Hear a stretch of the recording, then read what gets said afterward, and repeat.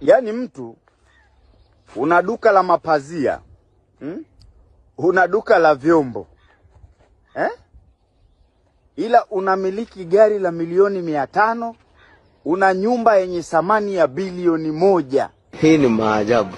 Basi vijana wanakufuata, bwana, tupe michongo.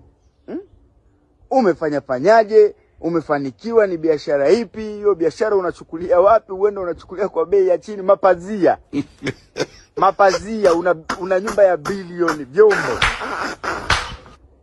Alafu baada uwajibu watu vizuri unachokifanya ili na wao wafanye.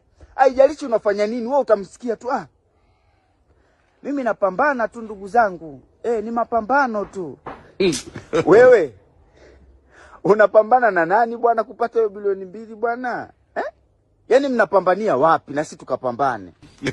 Wewe toa maelezo, kama ni Sumbawanga, Kigoma, Kongo, toa maelezo. Au kama ni kupambana unapambana na nyoka au misukule, wewe sema. Watu na watu wao wamechafukwa roho, sio umekaa tu kinyonge. Kupambana tu, kupambana wadogo zangu. Unapambana na nani? Yaani tunataka wewe unayepambana naye na sisi tukapambana naye tupate hizo pesa. Sio unataka kupambana, unapambana na nani? Wapi? Na mnapambania sehemu gani na sisi tukapambana? Nyosha maelezo. Wewe kama usiku unalala unapambana kwa kulala kwenye jenyeza, wewe sema tu. Watu wamechafukwa roho, watu wengine nao watalala. Wewe sema tu unapambana wapi na unapambana vipi? So umekaa tu kupambana wadogo zangu.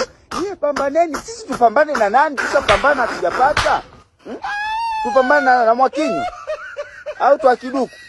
Wewe sema bwana, kuna 1 2 3 hapa ni Sumbawanga.